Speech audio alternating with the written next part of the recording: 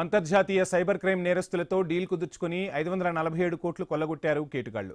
సత్తుపల్లి పోలీసులు వారిని పట్టుకున్నారు. గతేడాది డిసెంబర్ 24న తుంబూరు గ్రామానికి చెందిన సాయి కిరణ్ తన బ్యాంక్ అకౌంట్లో అనధికారిక లావాదేవీలు జరుగుతున్నాయని చేసిన ఫిర్యాదుతో భారీ సైబర్ క్రైమ్ ముఠా గుట్టు రట్టయింది.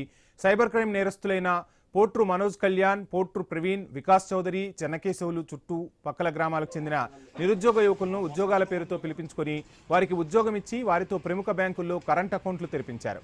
ఆ బ్యాంకింగ్ క్రెడెన్షియల్స్ ని తీసుకుని అదే అకౌంట్లో సైబర్ క్రైమ్ ద్వారా సంపాదించిన కోట్ల రూపాయలను జమ చేశారు.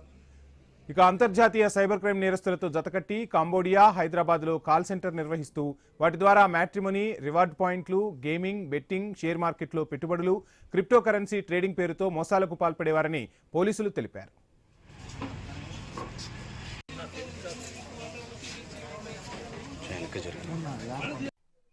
లోకల్లో కొంతమంది ఫాలో చేసి మీకు జాబ్ కి హెల్ప్ చేస్తాము, జాబ్ ఇస్తాము, ఆయనకి కన్విన్స్ చేసి ఆయన పేరు మీద కొన్ని బ్యాంకులో అకౌంట్ ఓపెన్ చేయడం జరుగుతుంది.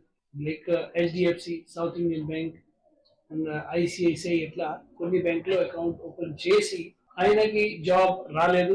ఆయనకి తర్వాత తెలిసింది దట్ అకౌంట్స్ కి ఆయనకి తెలిసిన వాళ్ళని వ్యక్తులు ఆ అకౌంట్స్ కి కొన్ని డబ్బు వస్తాయి అండ్ ఆ అకౌంట్ నుంచి వేరే అకౌంట్స్ కి ట్రాన్స్ఫర్ జరుగుతుంది.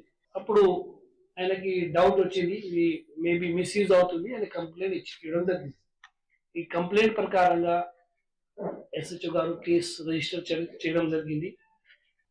ఆయనకి లోకల్